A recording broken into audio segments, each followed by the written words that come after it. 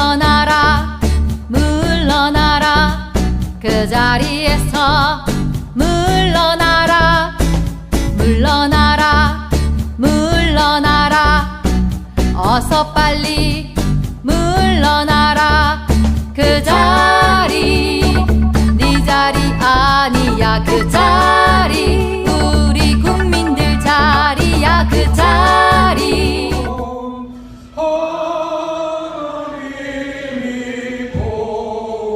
도하사 우리나라 만세 무궁화 삼천리 아려강산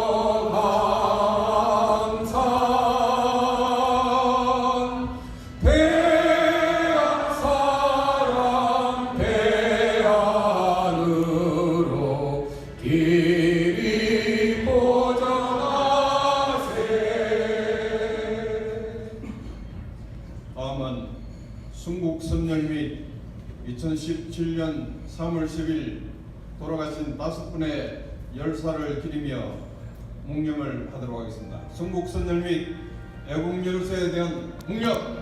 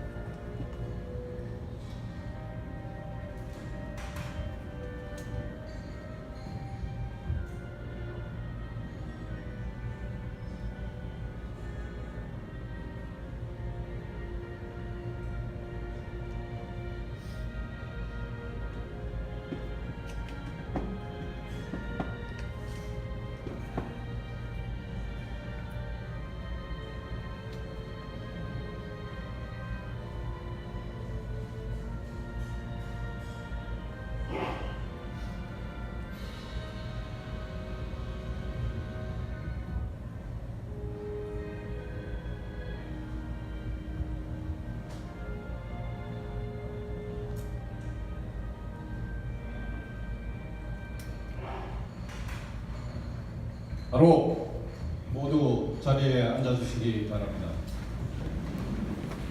다음은 시카고 애국포럼 준비위원장을 맡고 계시는 이윤재 위원장님께서 나오셔서 강사 소개 및 사진 촬영하는 시간을 갖도록 하겠습니다. 이윤재 준비위원장님께서는 탁월한 리더십으로 4명이 시작한 이 애국포럼을 140명의 회원을 확보하면서 힘찬 발걸음을 내딛고 있습니다. 예, 시카고 애국포럼 준비위원장을 맡고 있는 이윤재입니다.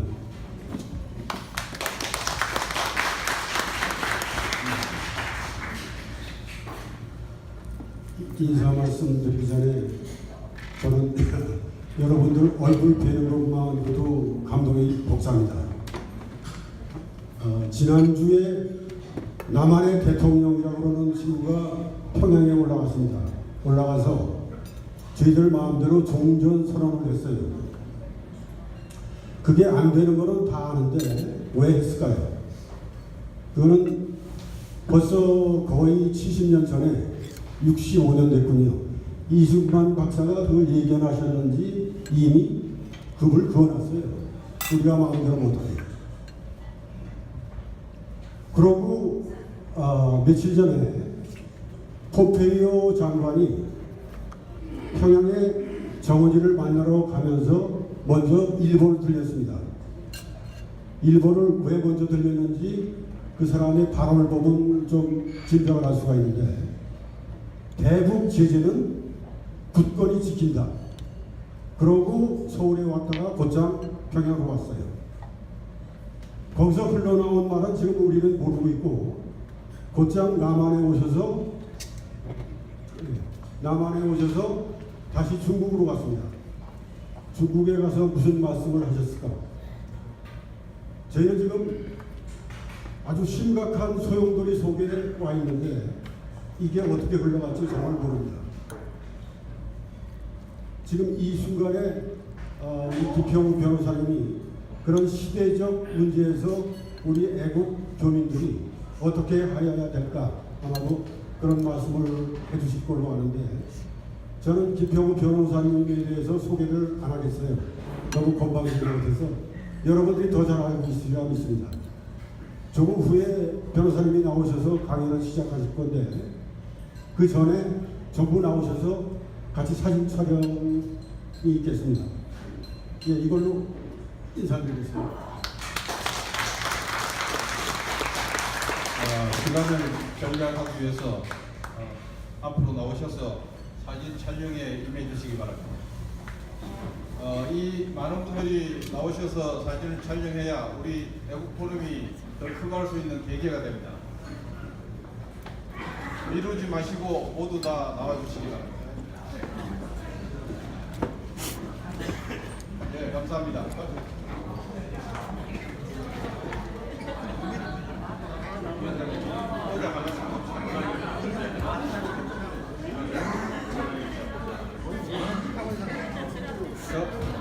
한 사람도 빠지지 말고 나와 주시기 바랍니다.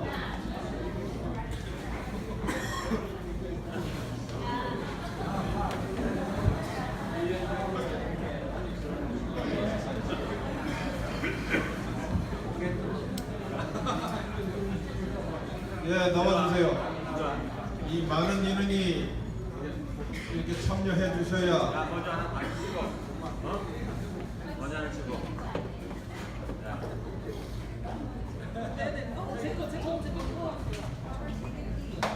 이 사진을 보고 더 많은 우리 애국우파들이 결집을 하게 될 겁니다.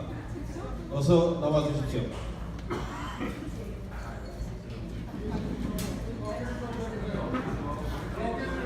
저쪽에 그 식사 못하신 분들 앞으로 나오세요. 시카고 국물학교 멤버들.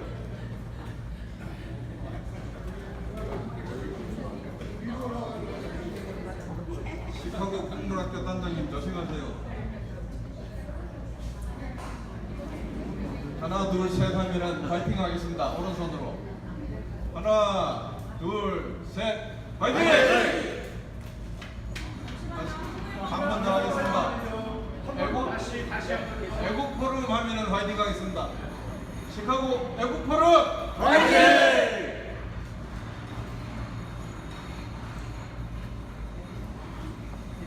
다 됐습니까?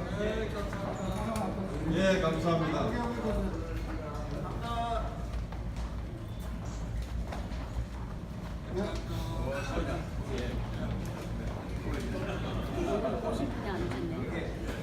누구?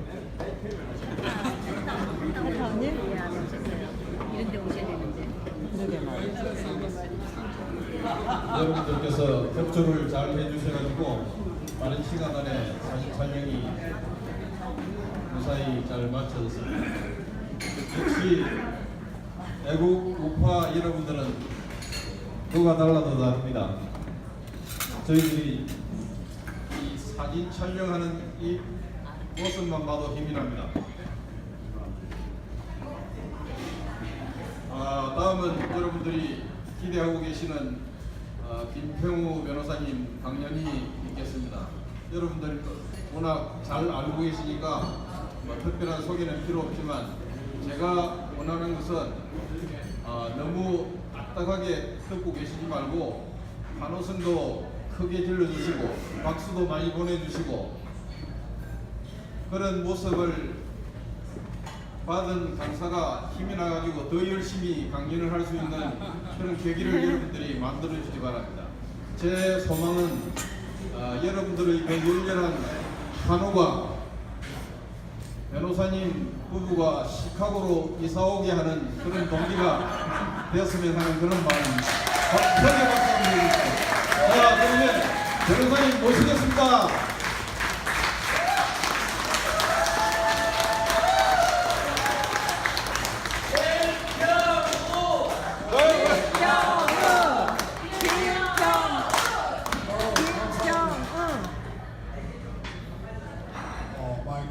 마이크 잘 나가나요? 소리 잘 들리세요?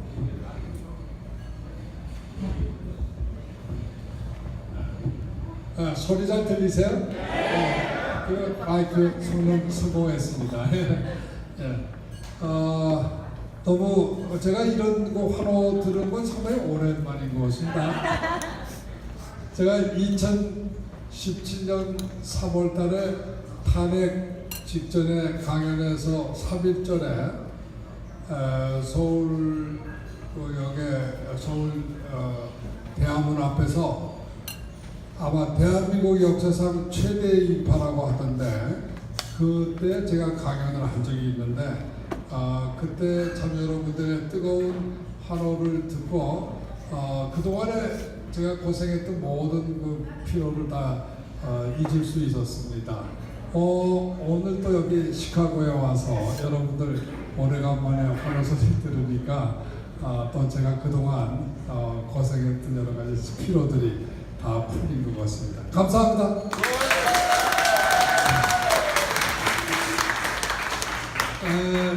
시카고가 저는 지금 다 아시다시피 세 번째예요. 2016년 4월 말에 제가 여기 왔었고 2017년 죄송합니다. 2017년 4월 말에 그리고 금년 또 4월 중순에 제가 한번 왔었고 오늘 이렇게 세 번째입니다.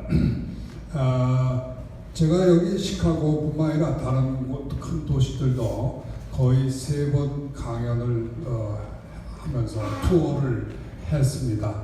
아마 저만큼 많이 미국을 돌아다닌 사람도 없는 것 같습니다. 제가 다니면서 참 미국이 참 넓구나 하는 걸 알았어요. 이렇게 큰 나라가 있구나 이렇게 깜짝 놀랐는데 한편 다니면서 이런 것도 느꼈어요.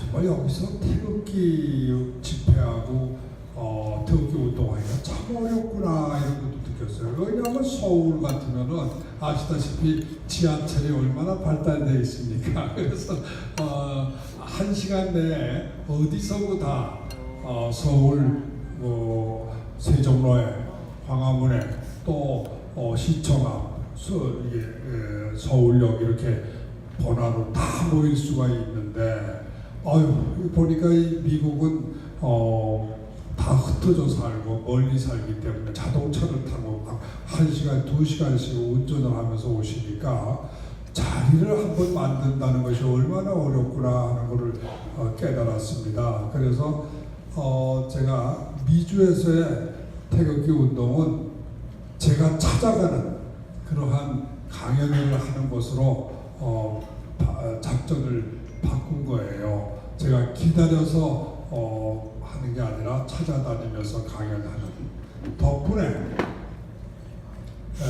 9군데 도시를 1년에 이렇게 그동안에 3번씩 다니면 평균에서 한 20번의 강연을 전 미주들 순회하면서 했는데 덕분에 제가 아마 유일하게 미주 전역에 애국자 집회의 조직을 네트워킹을 가지게 된 사람으로 이렇게 생각을 합니다.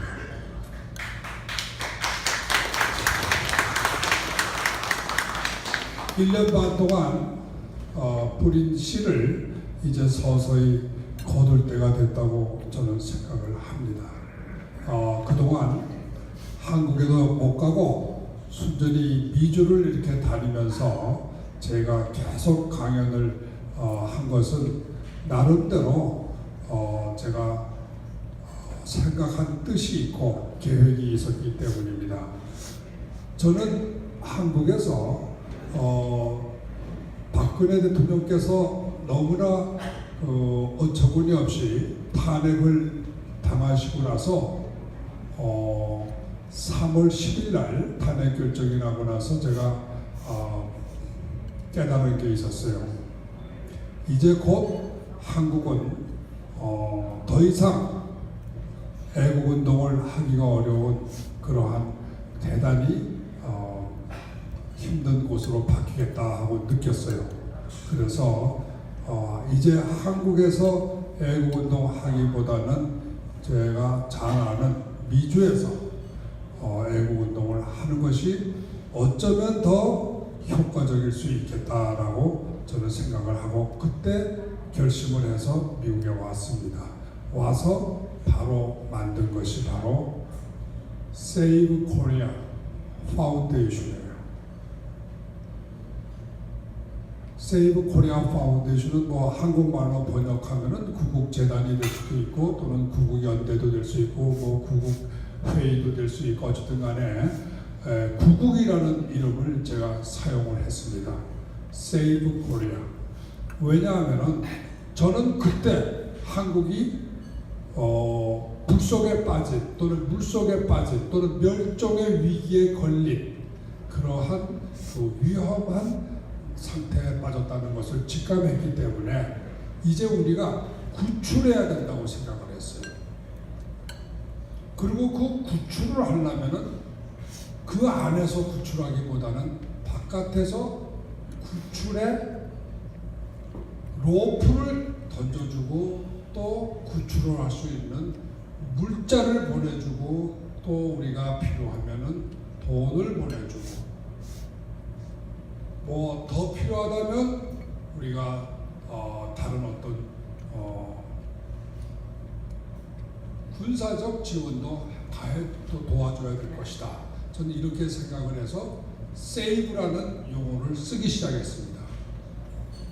그 이후에 많은 애국자들이 세이브 코리아라는 용어를 써주시는데 저는 이것이 그 당시 때 예상했던 것이 갈수록 현실화되는 것을 느끼면서 이제 그야말로 대한민국을 정말로 구출하는 이러한 행동이 곧 시작되어야 되겠다 이렇게 느끼고 있습니다. 그래서 이제 문제는 구국운동을 그러면 무엇을 어떻게 할 것인가 하는 것을 이제 말해야 될 때라고 생각합니다. 여러분도 아시다시피 지금 뭐 1년 반 동안에 한국에서도 수많은 집회가 있었고 또 많은 새로운 유튜브들이 나왔고 또 많은 애국자분들이 사실 미국에 와서도 순회를 하면서 여러 가지 강연과 또는 집회를 하고 있어요. 그런데 1년 반 동안 오늘로서 박근혜 대통령이 구속된 게 제가 세어보니까 357일이더라고요. 그런데 이제 곧 죄송합니다. 500 죄송합니다. 그 숫자를 557일입니다. 그런데 그동안에 그러면 왜 구출이 안 되냐? 또 그러면 그동안에 한국의 문재인 정부의 여러 가지 잘못된 것이 다 알려졌으면 이제는 국민들이 일어나서 탄핵을 하든지 아니면 무슨 집회를 시위 운동을 벌이든지 또는 아닌 게 아니라 뭐 우리 무슨 장군 출신 애국자분들이 말씀하시는 것처럼 쿠데타가 일어나든지 아니면 뭐 젊은이들이 저희 젊었을 때 했던 것처럼 최루탄을 맞아가면서 도를 투석을 하든지 무언가 변화가 있어야 되는데 사실 변화가 없어요. 그래서 결론은 뭐냐? 이 구국운동이 그동안 좀 잘못됐구나. 저는 그렇게 생각합니다. 그래서 이 구국운동의 방향이 틀렸고 구국운동에 우리가 방법론이 잘못됐구나, 목적이 잘못됐구나, 타겟이 잘못됐구나 이렇게 생각을 해서 이것을 어떻게 하면은 효율적인 구국운동으로 바꿀 것인가 제가 그동안에 많은 연구와 고심을 하였습니다. 아직은 물론 좋은 방법을 다 찾아내지 못했지만 조금씩 찾아내 보려고 생각합니다. 그래서 오늘 사실은 이 주제의 이야기는 지금까지 제가 여러 곳을 다니면서 강연했지만 이 시카고가 처음이에요. 이 주제는 구국운동 무엇을 어떻게 할 것인가. 모든 싸움은 승리의 비결은 꼭 군대가 많다고 해서 이기는 것도 아니고 또 무슨 물자가 많다고 해서 이기는 것도 아니고 또 뭐 꼭 용감했다고 해서 이기는 것도 아니라고 저는 봅니다. 모든 전쟁의 승패는 근본적으로는 전략에서 나오고 있다 이렇게 저는 보고 있는데, 그래서 우리가 그동안에 어떤 효율적인 전략을 못 세웠다. 그래서 한번 전략을 다시 세워보자, 재검토하자 이렇게 저는 생각을 합니다. 그리고 그러기 위해서는 먼저 상황에 대한 진단을 정확하게 해야 되겠다 이렇게 생각을 했습니다. 그래서 오늘 말씀을 드리는데 강연의 초반부 약 한 30분 동안은 시국에 대한 진단을, 제가 보고 있는 시국에 대한 진단을 말씀드리고자 합니다. 그런 다음에 제가 생각하는 처방, 진단에 따른 처방을 이야기를 드리겠습니다. 제가 이 책, 요거 조그마한 이 팜플렛을 준비를 했는데, 사실 이게 조금 죄송하게 됐지만 이게 조금 제가 프린트물을 보내는 과정에서 김평우의 시국진단이라고 되어 이렇게 보이는 활자가 큰 부분, 이거는 제가 오늘 쓴 거고, 그 밑에 작은 글자들이 있는데 그거는 제가 이걸 보내는 과정에서 그만 따라 들어갔어요. 그래서 그 부분은 무시해 주시고, 첫 번째 큰 글자의 김평우의 시국진단, 이 부분을 집중 중점적으로 좀 봐주시기 바랍니다. 물론 많은 분들이 다 알고 있는 이야기예요. 그렇지만 정확하게 이것을 진단하는 것은 대단히 중요한 작업이기 때문에 좀 되풀이되는 감은 있더라도 한번 들어주시기 바랍니다. 이 오늘의 이 대한민국의 위기는 그 뿌리가 상당히 먼 오랜 역사에서 찾아야 된다고 봅니다. 어저께 오늘의 일에서 찾을 수가 없어요. 우선 이 분단의 역사에서부터 다시 한번 시작해 봐야 된다고 봅니다. 아시다시피 1945년에 2차 대전이 끝나고 소위 남북한이 미국과 소련에 의해서 분단 점령되면서 이 한반도의 두 개의 국가가 서로 전혀 다른 체제의 국가가 생겼습니다. 남쪽에는 자유민주화, 국제개방을 국시로 하는 이러한 대한민국이라는 대한민국 2000년 역사에 처음 보는 새로운 형태의 국가예요.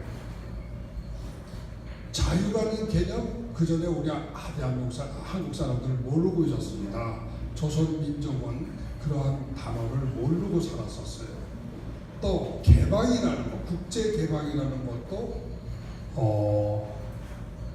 최소한도 조선시대 500년 동안에는 전혀 사용되지 못한 단어였습니다. 반면에 북쪽에는 공산주의와 쇄국을 국시로 하는 나라가 생겼어요. 근데 공산주의라는 단어는 이것 역시 우리 조선민족은 사실 몰랐던 개념입니다.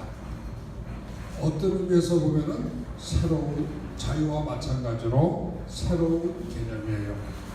그러나 여기서 중요한 것은 쇄국이에요. 이 쇄국이라는 이 개념은 사실은 새로운 게 아닙니다. 이거는 우리 조선 500년 역사에서 국시로 내세웠던 거예요. 조선은 건국의 역사부터 쇄국을 선언했던 겁니다. 그것은 아시다시피 중국의 명나라가 쇄국 주원장이 쇄국 정책을 썼기 때문입니다. 그것을 따른 거예요. 그래서 조선도 쇄국을 국시로 했습니다.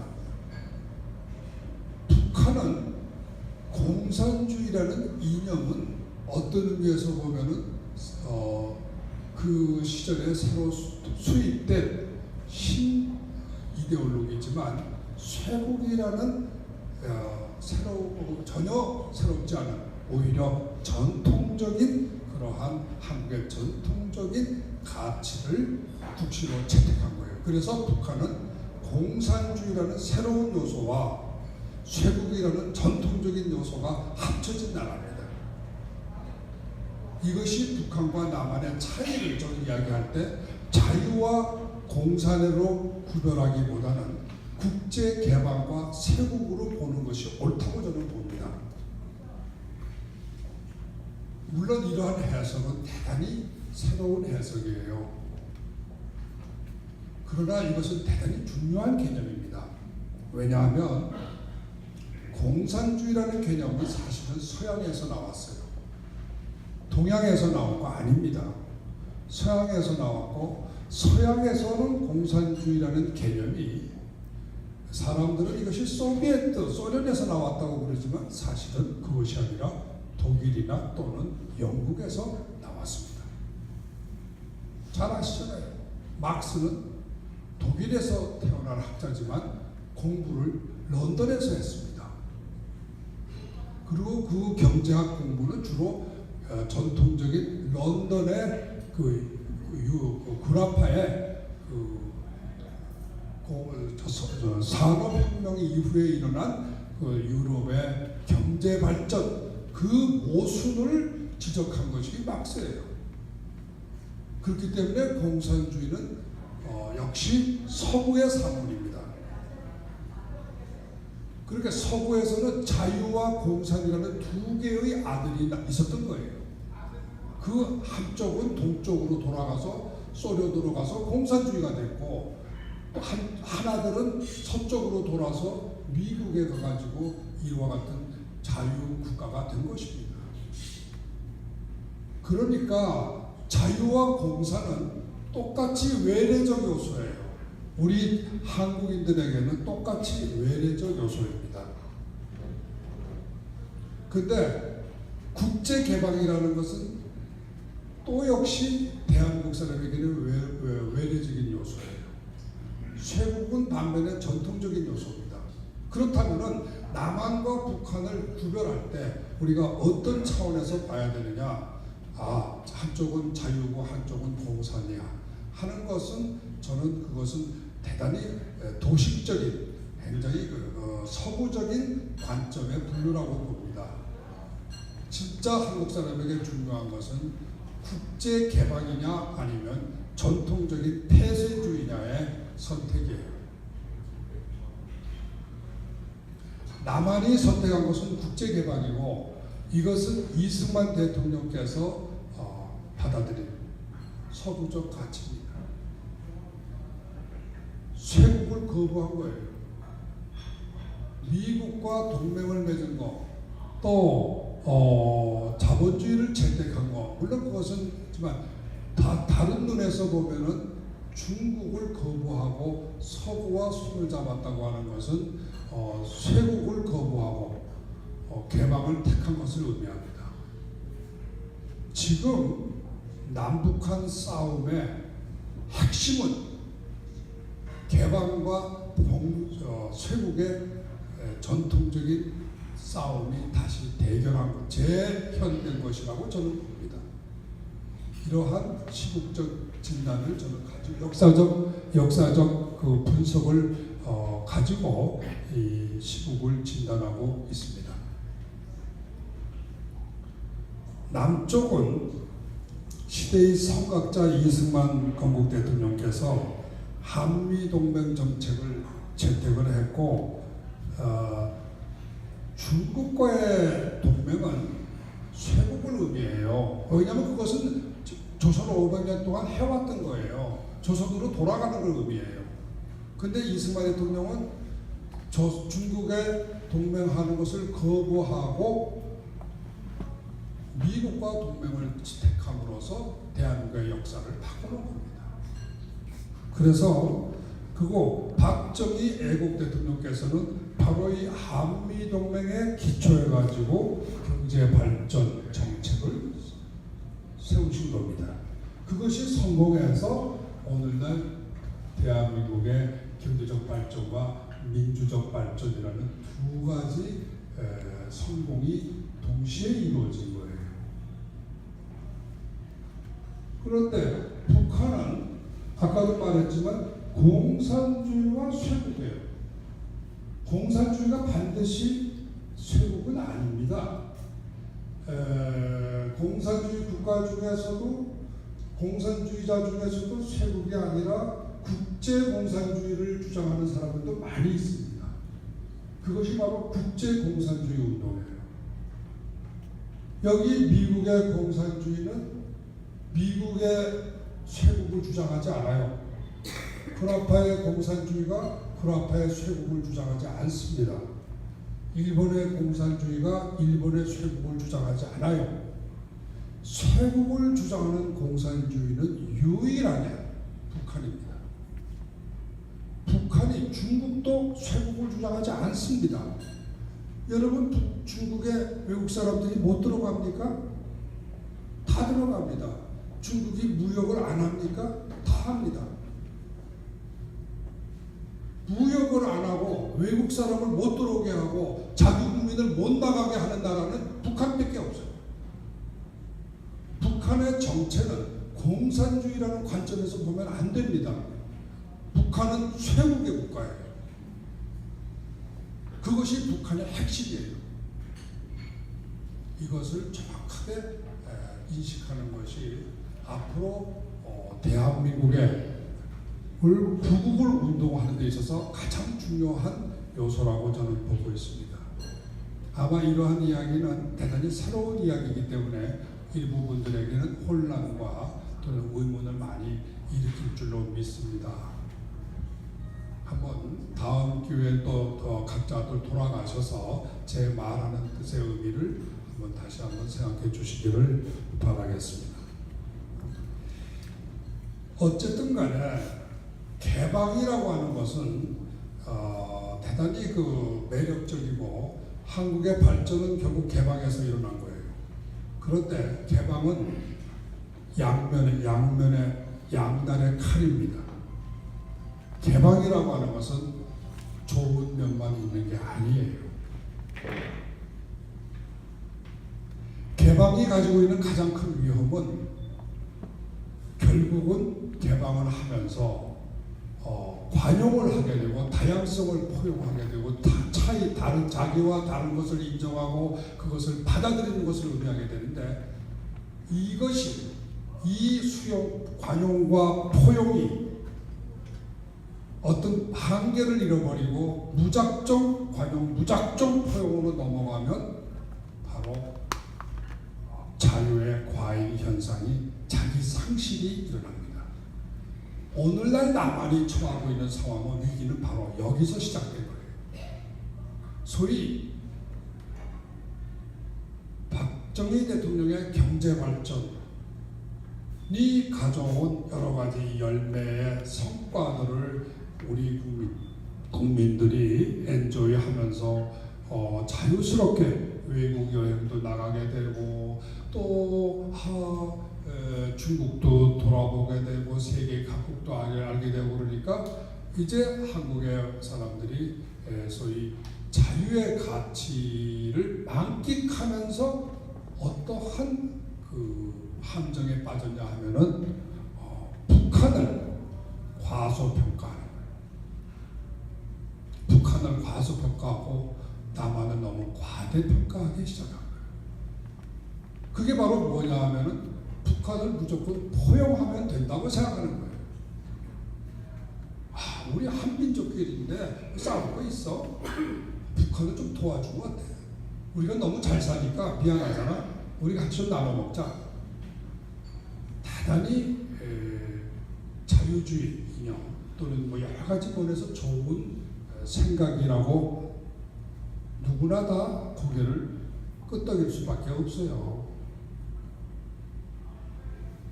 그래서 지금 1987년 이후에 소위 노태우 대통령으로부터 시작해서 지금 6번째 문재인이까지 치면 7번째, 네, 6명의 대통령이 나와서 5년씩 했는데요. 이 대통령 중에서요, 북한을 포용하지 않고 북한을 도우지 않겠다고 말한 대통령은 없었어요.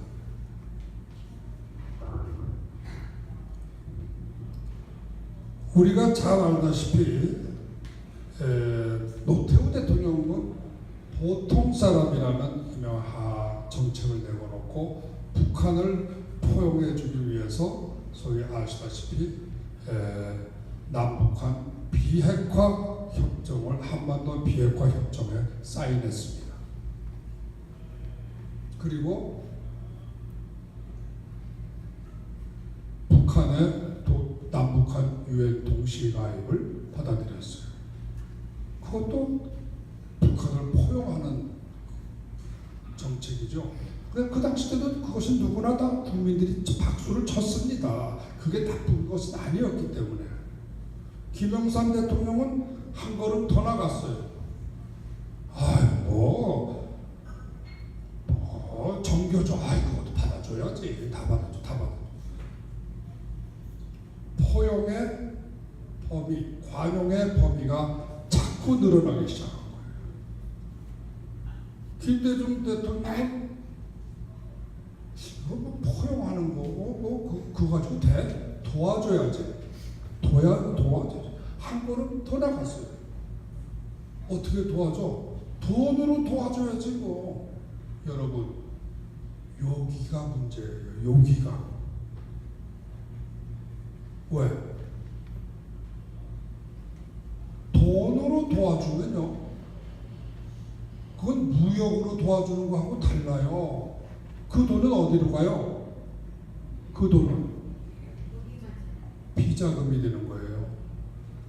폼페이오가 지금 트럼프가 말하는 북한 개방은 미국 정부가 김정은이한테 통치자금 또 대주겠다는 거 아니에요.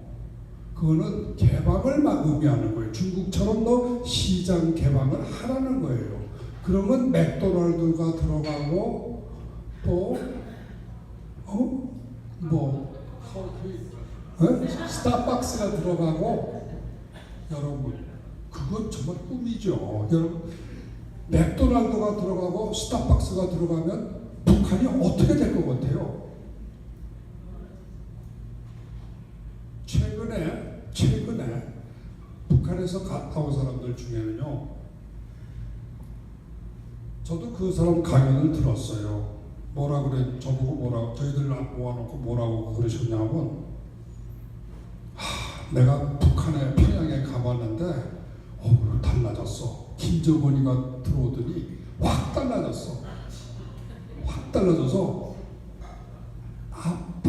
평양의 아파트를 외국인들이 마음대로 살 수가 있어. 사고 나면 값이 맨날 올라. 요거 몇 년 뒤에 팔면 2배 나와. 그러면서 UCLA에 와서 사람들 모아놓고 북한에 투자할 때라고 막 강연을 하더라고요.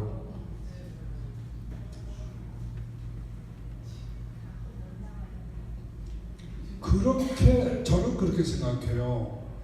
트럼프 대통령이 북한을 수용하겠다고 하는 건 김대중 대통령의 선샤인하고는 다른 거예요. 그거는 뭐냐면은 체제의 개방을 말하는 거예요. 근데 김대중 대통령은 체제 개방을 요구한 게 아니고요. 체제야 뭐 천천히 개방하셔도 되는데 당장 필요하신 비자금을 캐시로 언더 테이블로 주는 거예요. 공식적인 무역에 의해서 말하는 게 아닙니다. 그 자금은 언더 테이블로 갔기 때문에 그것은 통치 자금으로 간 거예요. 남한이 그동안에 선샤인, 햇볕 정책을 쓰면서 결국 북한을 개방시킨다는 이름 아래 도와준 건데 개방은 시키지 못하고 뒷돈만 준 거예요. 그러다 보니까 그 돈 가지고 군을 핵무기를 개발하고 미사일을 개발할 수 있었던 겁니다. 비자금 때문에 그렇게 된 거예요.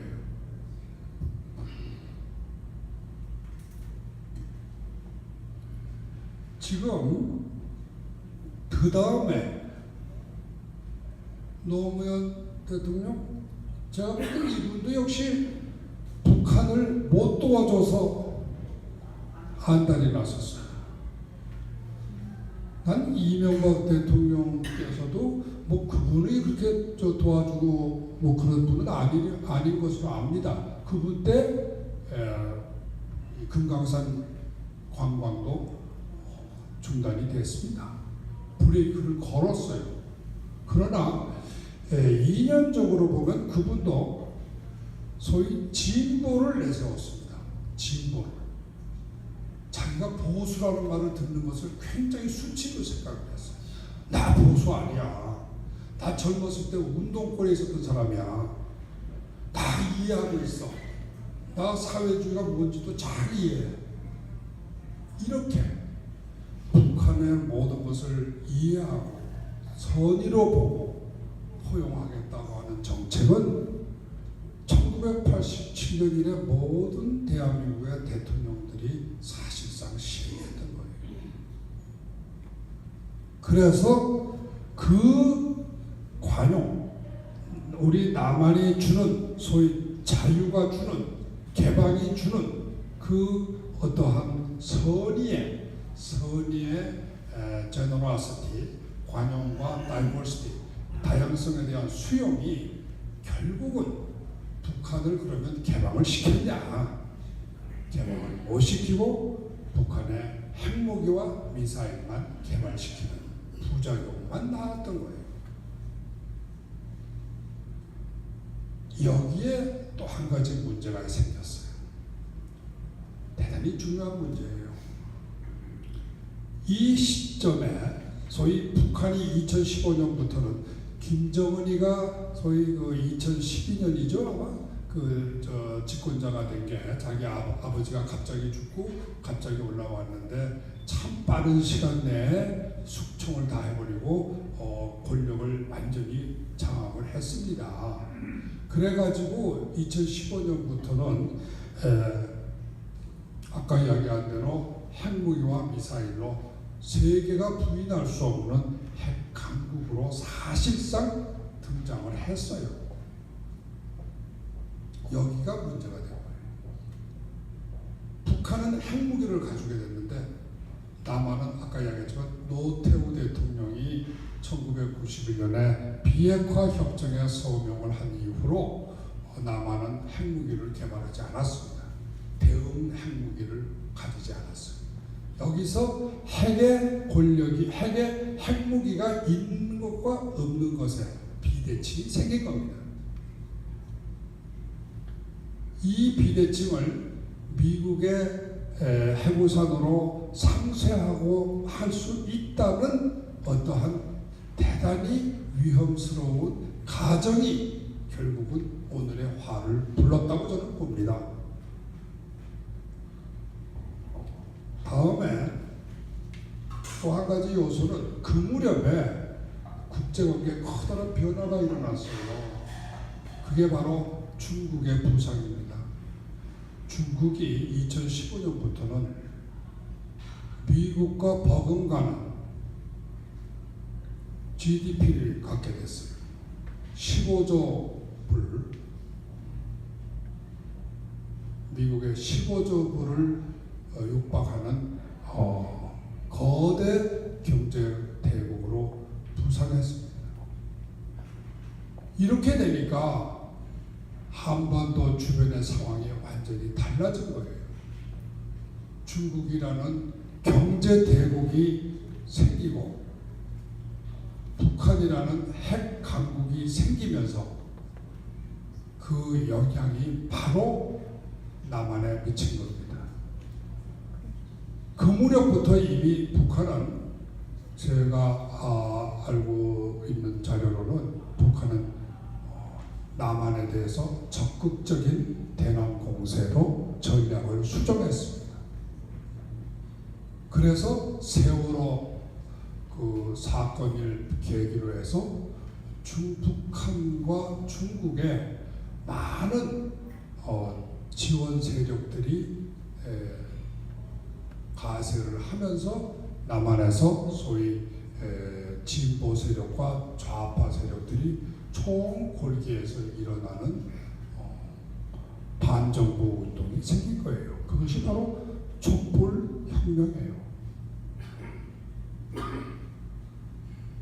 이 촛불혁명이 이미 2015년부터 저는 시작됐다고 봅니다. 거기에 핵심이 문재인 씨예요. 여러분, 문재인은 2012년 12월 제18대 대통령 선거에서 대통령 후보로 도전을 한 사람이에요. 그 18대 대통령 선거는요, 우리나라 역대 대통령 선거에서 조금 특색이 있는 선거입니다. 뭐냐 하면은 소위 보수와 진보가 맞대결한 선거예요. 그 선거에서 박근혜 대통령이 득표한 것이 1,500만 표로서 51.5%의 득표를 했습니다. 그리고 문재인이가 득표한 것이 1,400만 표로서 48.1%였어요. 51.5 대 48.1의 표가 나왔어요. 무엇을 의미합니까? 그 당시 때 대한민국의 국민들은 보수와 진보가 같았어요. 51대 48. 근소한 차이였어요. 100만 표 차이밖에 안 났습니다. 문재인은 이 선거에 승복하지 않았어요. 한 번도 승복한 적 없습니다. 선거에서 지자마자 바로 선거를 부정하고 당선을 부정하고 법적 투쟁부터 시작하고 바로 거리 투쟁을 시작했습니다. 그것이 결국은 그 연장전에서 뒤집은 것이 탄핵정변이에요.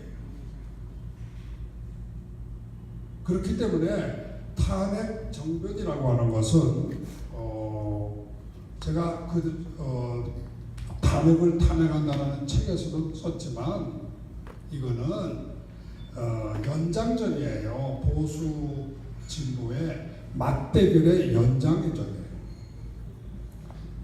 여기서 뒤집어지면서 오늘의 이 사태가 생겼다고 저는 봅니다.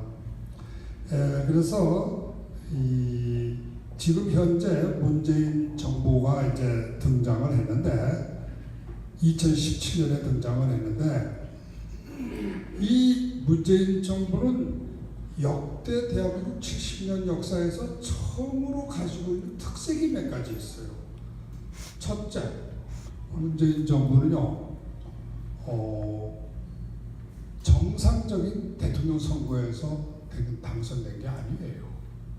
이거는 정변이라는 틈을 타서 일어난 특별한 선거에서 이긴 건데, 그때 이미 그 사람은 선거를 한다고 생각을 안 하고 혁명을 한다고 생각을 해서 혁명을 주장했습니다. 두 번째로 당선이 된 2017년 5월 9일 당선이 발표가 됐는데 다른 역대 어떤 정부와도 다르게 취임식을 안 했어요.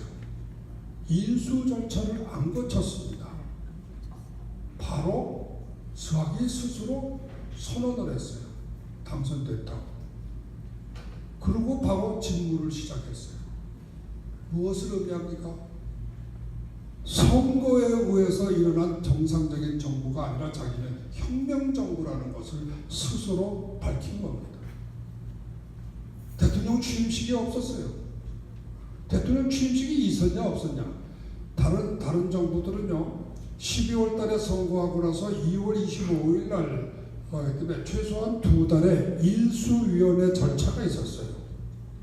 그 이수연의 절차는 해보신 분은 참여해보신 분은 혹시 아시겠지만 전 정부의 업무 내용을 쫙 전 정부의 책임자가 장관이면 장관, 부서장이 총 정리를 해서 이 새로 된 사람의 파견한 대표에게 상황을 설명해주고 넘겨주고 양측이 인수인계에 사인을 합니다.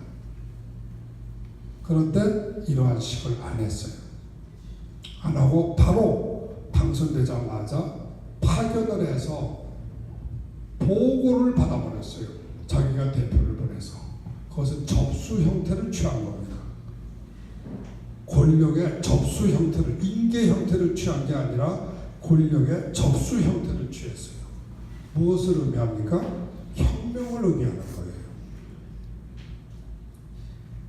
인수인계를 받는 게 아니라 승자가 패자로부터 항복을 받는 형태를 취한 거예요. 그래서 각 부처에 혁명위원회 대표격인 사람이 가서 보고를 받는 이러한 인수 형태를 취했고, 외교 사절을 영접하는 절차가 없었습니다.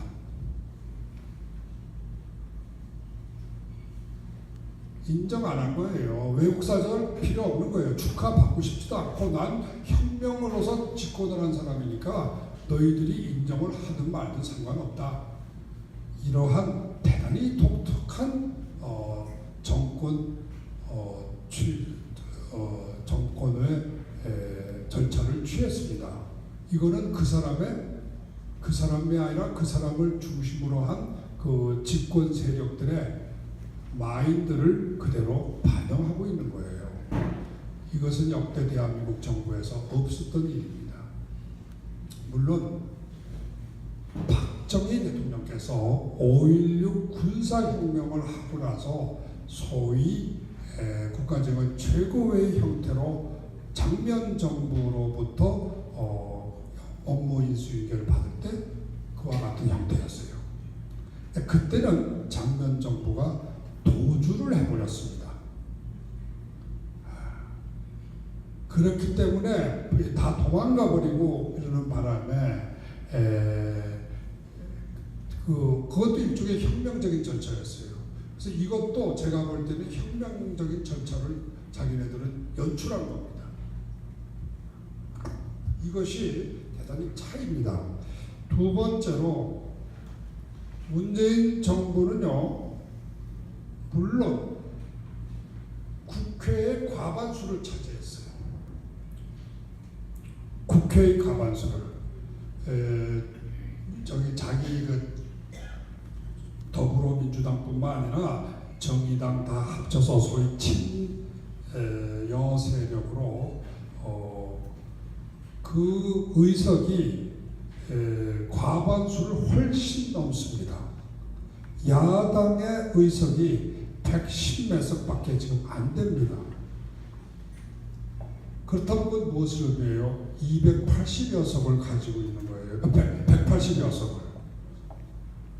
이렇게 여소야대의 폭이 이와 같이 큰 사례가 거의 없습니다. 사법부 독립을 완전히 무시하고 사법부를 완전히 장악하고 있어요. 지방행정부를 장악하고 있어요.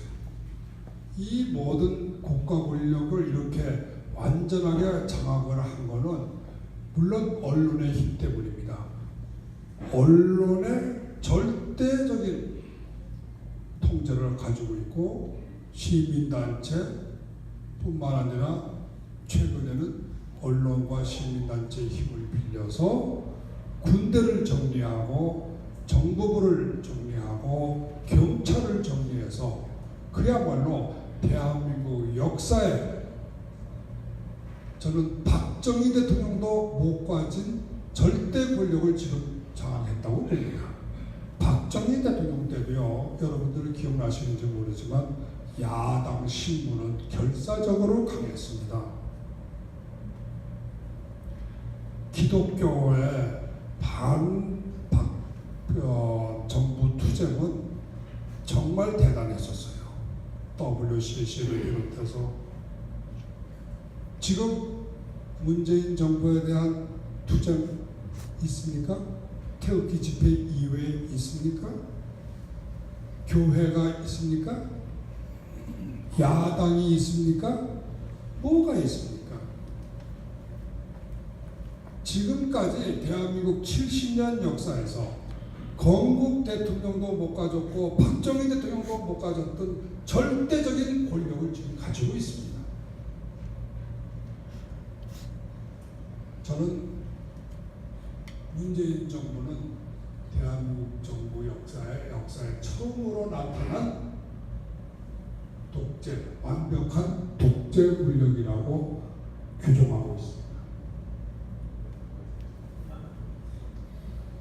제가 감정으로 말하는 거 아니에요. 미워서 말하는 거 아니에요.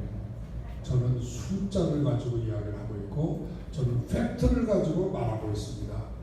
제 말이 틀렸다고 생각하신다면 글을 올려주세요. 아니라고. 우리는 싸움에 있어서 똑바로 눈을 뜨고 팩트를 똑바로 봐야 돼요. 감정으로 대응하면 안 됩니다. 감정으로는 절대로 권력을 이길 수 없어요. 절대 권력을 이길 수 없습니다. 단순한 권력이 아니에요. 이거는 절대 권력.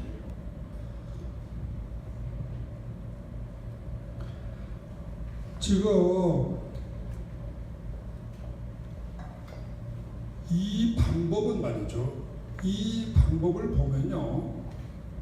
어떻게 한 방법, 어떤 방법을 취했냐면요. 방법이 이래요. 먼저 촛불혁명이가 어쨌든 간에 이름을 붙여서 혁명을 내봅니다. 그 다음에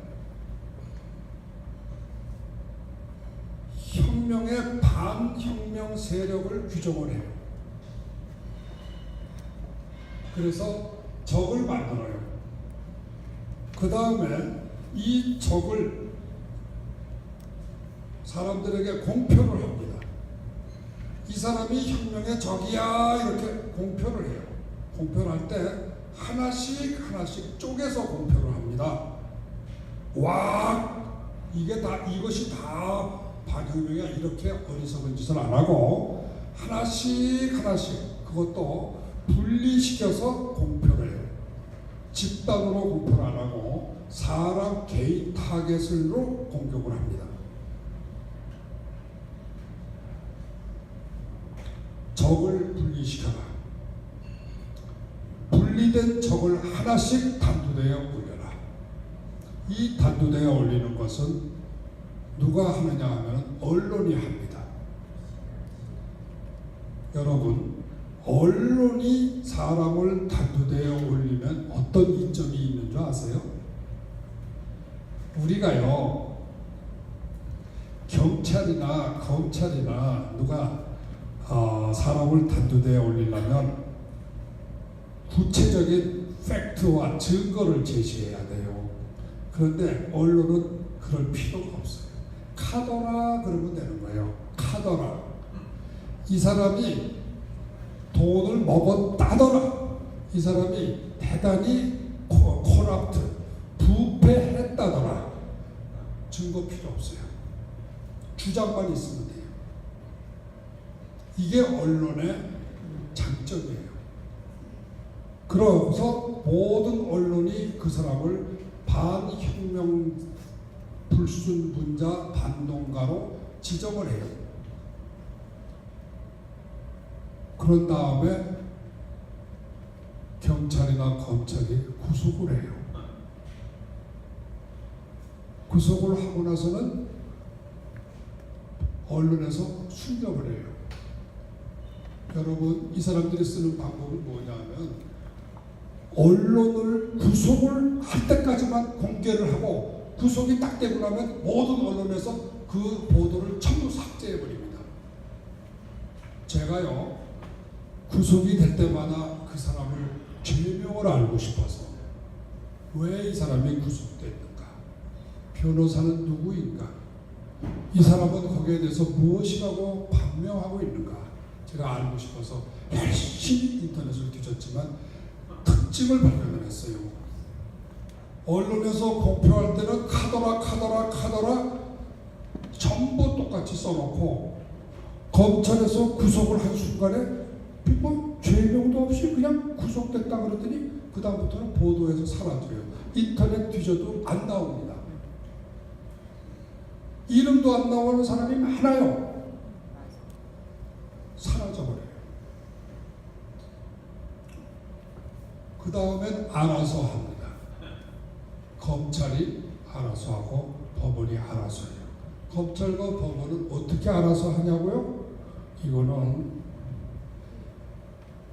죄명이 거의 공통되어 있습니다. 권력남용이에요. 직권남용이라는 죄입니다. 형법에 직권남용이라는 죄가 있어요. 120몇 조가 하는데 요건이요. 공무원이 직권을 남용한 때느냐. 지금까지 대한민국 사법 역사에서 직권남용죄로 해서 처벌된 사람의 사례가 없었습니다. 극히 없었어요. 그래서 판례가 없습니다. 그러면 어떻게 되세요? 직권이라고 하는 것은 한계가 뭔지 누구도 증명할 수가 없어요. 특히 높은 사람은, 낮은 사람은 그 사람의 임무가 구체적으로 특정이 되어 있습니다. 그렇죠? 예, 가서 과장이 지시하는 대로 하면 되는 거야. 과장이 지시하는 걸 했어. 그러면 직권남용이라고 걸 수가 있어요. 그런데 대통령 되면은 직권이 뭡니까? 대통령의 직권을 아는 사람 있어요? 모든 것이 다 대통령의 정책상이고 지금 국가 원수로서 국가의 모든 업무가 다 대통령의 관장 업무잖아요. 그런데 대통령이 왜 저 말이지, 그 최순실이라는 사람 왜 그 잘 봐달라고 부탁을 해? 기업체한테. 그게 죄예요. 아, 대통령은 부탁 못합니까? 부탁이 사적인 부탁일 수도 있지만 공적인 부탁도 많아요. 문재인이는 삼성의 이재용이 보고 자기가 북한 가는데 같이 가자고 부탁한 거 아닙니까? 이재용 씨가 가겠다고 신청한 적 있어요? 그러면 그 사람 직권남용한 거 아닙니까? 박근혜 대통령한테 적용된 죄명이 직권남용이에요. 두 번째가 강요예요. 강요가 뭡니까? 폭행 협박으로 사람의 의사를 제압하는 게 강요입니다. 그러면 박근혜 대통령이 폭행을 썼나? 협박을 했나? 판사나 검사도 그 말은 못해요. 뭐라고 그러는 줄 아세요? 판결문이 공개가 안 돼서 아무도 몰라요, 국민이. 뭐라고 되어 있냐면요, 대통령이라는 자리가 워낙이 막강해서 대통령이 부탁하면 거절할 수가 없으므로 공포를 일으켰다. 이렇게 되어 있습니다. 그게 강폭행 협박이에요. 박근혜 대통령을 다음에 이명박 대통령, 박근혜 대통령 죄명 다 똑같아요. 그동안에 김재춘 씨 뭐 다 잡혀나간 모든 사람들의 죄명이 다 똑같습니다. 직권남용이에요. 강요예요. 이 직권남용이나 강요를 어떤 공무원을 걸면요, 그 공무원이 무죄가 될 수가 없어요. 왜?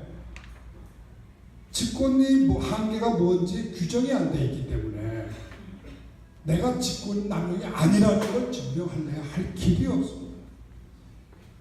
그러니까 잡히는 즉시 구속이 되고 구속이 되는 즉시 그 사람은 무죄가 되는 거예요.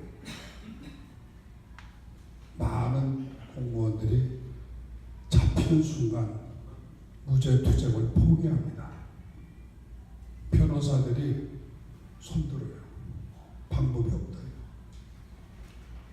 뭐 판례가 있어야지 뭘 가지고 투쟁을 하지.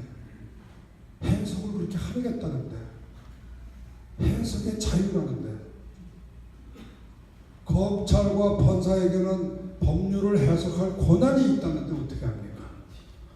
그래서 그 다음 죄명이, 그러면 그 죄명 가지고는 형량이 5년을 넘지 못합니다. 최대 형량이 5년이에요. 그런데 이명박 대통령은 1심에서 15년, 박근혜 대통령은 아시다시피 24년에서 1심, 항소심에서 1년을 더 얹어서 25년. 뭐 때문에 그런 줄 아세요? 뇌물이에요, 뇌물. 그런데 두 대통령 다 말이죠. 검찰과 법원이 인정하는 게 있습니다. 그 사람들 계좌에서는 돈 한 푼도 발견을 못했어요. 박근혜 대통령의 경우는 뭐 재벌들이 신동빈 씨니 무슨 현대 뭐 현대 누구야 그 정몽구 씨니 뭐 또 SK의 최태원 씨, 이 사람들이 줬다는 게 뭐냐면 국가재단에 준 거를 말하는 거예요. 국가재단에 준 거하고 그게 대통령 뇌물이 될 수가 있겠어요? 그 국가재단 돈을 박근혜 대통령이 어떻게 빼먹습니까? 그런데 그거를 뇌물이라고 해석하는 거예요. 판결문을 왜 자세히 읽어봐서 이게 왜 뇌물이라고 되나? 박근혜 대통령이 세웠다 이거야. 세우라고 지시했다 이거예요. 여러분, 그러면 역대 대통령들이 재단 다 세웠잖아요. 왜? 자기가 먹으려고 세웠나요? 물론 오해받는 부분이 좀 있어요. 전두환 대통령의 이례재단 같은 경우. 근데 전두환 대통령도 이례재단에서 돈 먹은 건 없어요. 노후에 이례재단 운영하면서 지내려고 했다. 그게 뇌물입니까? 그러면 그 이례재단에 들어간 돈이 전두환 대통령 개인 주머니에 들어가는 거예요? 그거는 해석을 해도 너무 지나친 해석, 확대의 해석이에요. 영어로 말해서 far stretching, 엿가락처럼 늘리는 해석이에요. 그렇게 해석하면은 뇌물에 안 걸리는 사람이 없습니다. 그래서 다 걸려 들어가는 거예요. 심지어는 국정원장 남재준 장군이나 이병기 씨 같은 사람들은 국정원에 국회가 배정한 특수활동비라는 그 항목에 돈이 있습니다. 이거를 대통령한테 전달했다는 게 뇌물이에요. 국고 손실이고 뇌물이에요. 여러분, 특수활동비라는 이름으로 예산을 배정한 거는 누군지 아세요? 국회의원들이에요. 국회의원들이 특수활동비라고 했는데 어떤 활동으로 쓰는지 명목을 묻지 않는 거예요. 그게 특수활동비입니다. 여러분, 미국의 CIA에도 특수활동비는 있는 거예요. 그런데 한국의 특수활동비는, 정부부 특수활동비는 관례적으로 김대중 대통령이 그 이전에 노태우 대통령 그 이전부터 그거는 대통령 활동비였어요. 관례예요. 국회의원 중에 그것을 모르는 국회의원은 아무도 없어요. 국회의원 한 사람만 불러다 물어보면 되는 거 아니에요. 그거를 안 물어보고 뇌물죄로 거는 거예요. 이렇게 여러분 박수 한번 주십시오.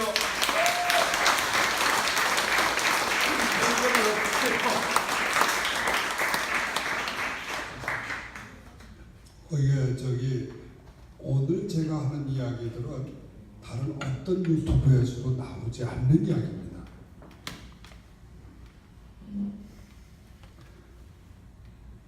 그래서 모든 사람들이 공포에 질려 있습니다.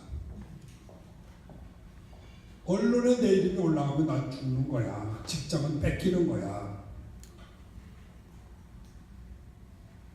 KBS 이사장 이인호 교수가 이사장 자리를 내놨어요. 왜 내놓으셨냐고. 아마 그분이 언젠가는 발표할 거예요. 하도 노조원들이 와가지고 그 앞에서 맨날 자기 방 앞에서 맨날 데모를 하니까 할 수 없이 그만둔 거예요. 사무실에 못 들어가게 하니까. 많은 사람들이, 교수들이 노조한테 쫓겨서 사표를 내고 있습니다. 많은 변호사들이 대통령이나 소위 반혁명자들을 변호하면은 로펌에서 해고를 당합니다. 나가달라고. 공포예요. 모든 사람이 약한 게 있어요. 자기 가족이나 자기나 친척의 잡이 없어지고 신변의 안전이 보장이 안 되면 비굴해질 수밖에 없어요. 이것을 알아서 긴다고 그래요.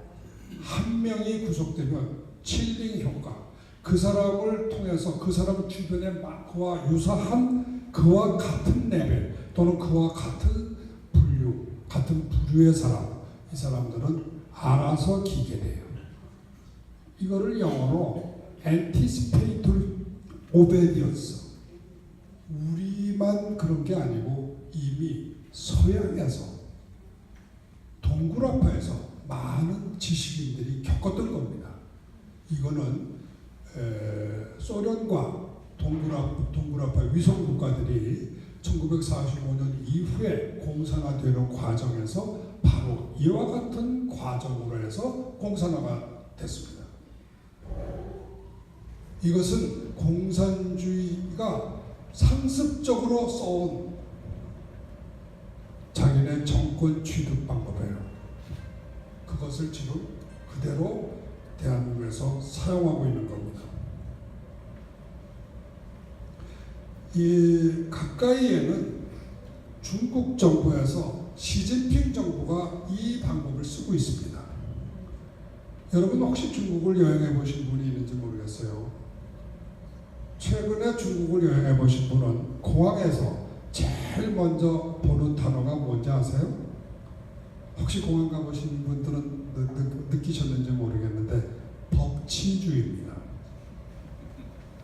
중국 사람들에게 법치주의라고 하는 것은 무엇을 의미하느냐 하면 법이라는 이름으로 잡혀 들어가는 것을 의미해요. 시진핑에게 반대하면 법이라는 이름으로 잡혀가는데 그 잡혀가는 방법이 경찰이 나서는 게 아니에요. 먼저 언론이 그 사람을 죄인으로 규정을 합니다. 시진핑의 정적들은 처음에 전부 언론이 잡았습니다. 며칠 뒤에 경찰이 공안원에 가서 잡는 거예요. 그러면 조금 있으면 언론에서 형벌이 나와요. 극형에 처해야 되는 거 아니냐 이렇게 나와요. 그러면 극형이 나옵니다. 언론이 검찰을 지도하고 언론이 재판을 지도합니다. 혁명검찰과 최고재판소의 역할을 언론이 하는 거예요. 그것이 중국 정부입니다. 지금 중국의 지식인들, 애국자들이 제일 무서워하는 게 바로 법치주의입니다. 지금 문재인 정부도 대외적으로 이야기할 때는 자기는 모르고 법관들이, 검찰들이 다 알아서 했다고 그래요. 거짓이죠. 이미 그 앞에 언론들이 죄를 규정했고 잡아놓으라고 했고 구속을 지시했고 언론이 형량까지 거의 암시를 하고 있습니다. 여러분이 인터넷을 잘 보시면은 박근혜 대통령 24년 나왔을 때 인터넷에 네이버에 뭐라고 떴는 줄 아세요? 그래 겨우 24년이냐? 돈 몇백억 처먹고 나라도 하겠다. 그 다음에 항소심에서 1년이 늘더라고요.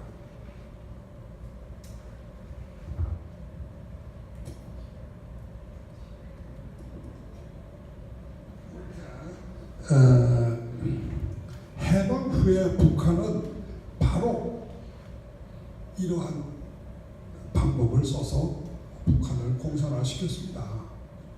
그런데 역사적으로 보면요, 이러한 방법은 조선시대 우리 조상들이 당파 싸움을 하면서 줄기차게 써왔던 방법이에요. 제가 조선 법제사를 공부해 본 사람인데요, 당쟁사를 보면은 끔찍을 해요. 왜?